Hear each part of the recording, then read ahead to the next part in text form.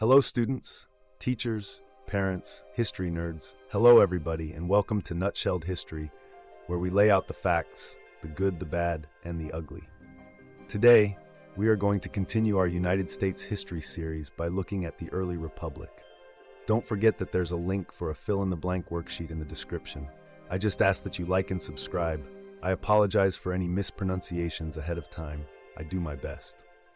Okay, let's go. In 1789, George Washington got a unanimous yes from the Electoral College to be president, with John Adams as his VP. The new administration was basically a three-man show with a few clerks. Washington, ever the trendsetter, started some major traditions, like having a cabinet to help him out and making sure Congress had a judicial branch to keep things balanced. Alexander Hamilton, the guy in charge of the Treasury, wanted to fix the nation's debts by selling bonds and taxing whiskey. This led to the Whiskey Rebellion, where farmers got really grumpy about the tax and started attacking tax collectors. Washington and Hamilton stomped out the rebellion with a show of force. Meanwhile, political parties were popping up despite the Constitution's anti-party wishes. The Federalists, led by Hamilton and Adams, and the Democratic Republicans, led by Jefferson, squared off. Foreign affairs were a mess, with British and French tensions causing trouble. Jay's treaty with Britain and Pinckney's treaty with Spain were supposed to smooth things over, and Washington retired, warning against getting tangled up in international conflicts. In 1796, John Adams took the presidency but faced French ship seizures and a diplomatic scandal where French officials demanded bribes. This led to the Alien and Sedition Acts, which let the government silence critics, sparking outrage from Jefferson and Madison. Adams's presidency ended in 1800 with Jefferson taking over. And just to keep things exciting, Vice President Aaron Burr ended up killing Hamilton in a duel in 1804. When Thomas Jefferson took office in 1801, he decided to shake things up like a politician at a dance party. He ditched the Alien and Sedition Acts and federal taxes faster than you can say tax break, trimmed the national debt, and cut down on the military like he was on a budget diet. With John Marshall on the Supreme Court, Jefferson saw the birth of judicial review in Marbury v. Madison. Basically, the court's way of playing referee in the government's game. In 1803, he grabbed the Louisiana Purchase, doubling the country's size like it was a BOGO deal. Lewis and Clark went on an epic road trip to check out the new digs, and Jefferson flexed his muscles in the Barbary War by blockading Tripoli and scoring a peace deal. But when Britain started snatching American sailors, Jefferson slapped an embargo on trade, which was like saying, "You can't play with us," and left American merchants and farmers fuming while the British found new friends to trade with. In the early 1800s, things were heating up on the American frontier as Tecumseh tried to rally the Indians into a resistance squad against American expansion. Meanwhile, some fiery politicians known as the War Hawks were itching for a fight with Britain, ticked off by British sailors snatching Americans and their shenanigans with the Indians. Enter the War of 1812, a war where the U.S. fumbled its attempts to conquer Canada, but managed to grab some surprising wins at sea. The British, in a fit of "we're losing, let's burn stuff," torched Washington, D.C., but couldn't keep the momentum going. By the end, both sides decided to call it a day and go back to pre-war borders with the Treaty of Ghent. The Federalists, who had opposed the war, looked pretty weak afterward and faded into oblivion, while the Americans gave a solid thanks but no thanks to British forts, clearing the way for a bit more westward expansion. In the early 1800s, America was on a transportation and technology kick, transforming from a land of bumpy roads and slow-moving ox carts to a bustling hub of steamboats, canals, and railroads. Turnpikes were supposed to speed things up, but mostly just made people pay to drive on potholes. The national road was a government-funded win, but the real game-changer was the steamboat, which made upstream travel a breeze. Canals like the Erie Canal got goods moving faster, while railroads connected new markets faster than you could say locomotive.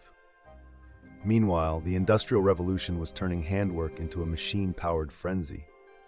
Samuel Slater kicked things off with America's first water-powered textile mill, and Francis Cabot Lowell one-upped him by making a mill that could do everything from cotton to cloth.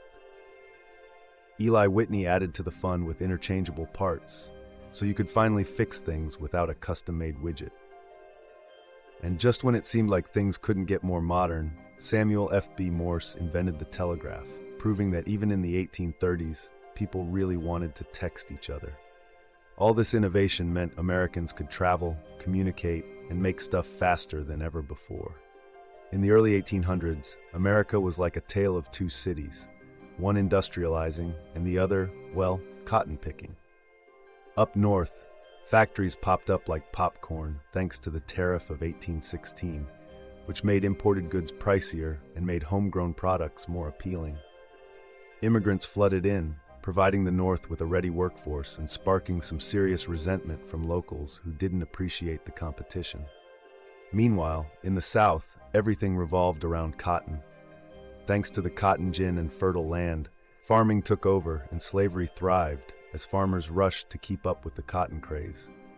The North got fancy with office jobs and a burgeoning middle class, while the South stuck to its agricultural roots, with less emphasis on education and more on expanding cotton fields and slavery.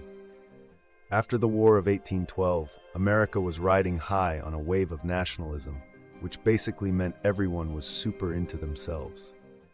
Congress passed tariffs to give American businesses a boost, like giving a high five to industrialists.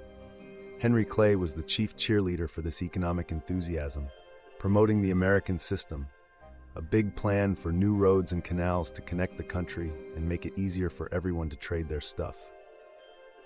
Meanwhile, the Supreme Court was busy making sure federal law was the boss of state law, kind of like declaring that the big kid on the playground always wins. Nationalism even got artsy, with painters and writers showing off how great America was. But the economy wasn't always smooth sailing. It had its ups and downs, or panics, which were like capitalism's way of throwing a tantrum. On the international front, John Quincy Adams used the First Seminole War to nudge Spain into selling Florida and give up its claim on Oregon. The Monroe Doctrine, named after President Monroe, told European powers to keep their noses out of the Western Hemisphere, showing the U.S. was feeling pretty full of itself. Despite all this self-love, regional differences were still a thing, and the Missouri Compromise of 1820 was like a band-aid for the slavery debate, keeping the peace for now. In the election of 1824, 4 Democratic Republicans, the only game in town, vied for the presidency, but it was so close that the House of Representatives had to pick the winner. Andrew Jackson, who was basically the rock star of the election, was outraged and spent the next 4 years campaigning to win the presidency in 1828. Jackson hit the road, taking advantage of the newfangled democracy to rally support. With help from his buddy Martin Van Buren, he became the face of Jacksonian democracy, which basically meant celebrating the common man while he took a hatchet to federal power. Jackson won the 1828 election and turned the Democratic Republicans into the Democratic Party, which promised to keep things local and less bossy.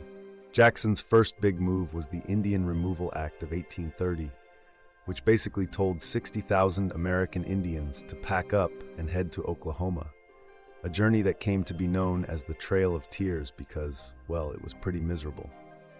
Meanwhile, Jackson's presidency had its share of drama, including the Tariff of Abominations, which made the South grumpy, South Carolina's attempt at nullifying federal laws, which Jackson shut down with military might, and a huge dust-up over the National Bank. Jackson thought the National Bank was a rich man's club and vetoed its renewal, sparking the birth of the Whig Party. They were all about a strong federal government and economic management, but when their guy, William Henry Harrison, kicked the bucket shortly after taking office, the Whig dreams were dashed as his successor threw out their policies. All right, let's recap. In 1789, George Washington got a unanimous thumbs up to be president, with John Adams as his VP, and they ran a tiny administration with just a few clerks. Washington set trends like creating a cabinet and a judicial branch, while Alexander Hamilton tried to fix the nation's debts with bond sales and a whiskey tax, which sparked the Whiskey Rebellion. Political parties emerged despite the Constitution's party-fearing intentions. with Federalists and Democratic Republicans clashing. Washington's treaties with Britain and Spain set the stage for a bit of national self-congratulation before he retired, urging no foreign entanglements. In 1824, Andrew Jackson lost the presidency, but campaigned hard and won in 1828, embracing Jacksonian democracy. His presidency saw the Indian Removal Act and a battle with tariffs and the National Bank, which led to the rise of the Whig Party. The Whigs' dreams were short-lived, though, as their candidate William Henry Harrison died, leaving their policies in limbo. There you have it, folks. That is the early republic nutshelled. Thanks for stopping by Nutshelled History. Is Andrew Jackson the worst president on our money? Let us know what you think in the comments down below. Now go nuts on the like and subscribe buttons for me. See y'all next time on Nutshelled History.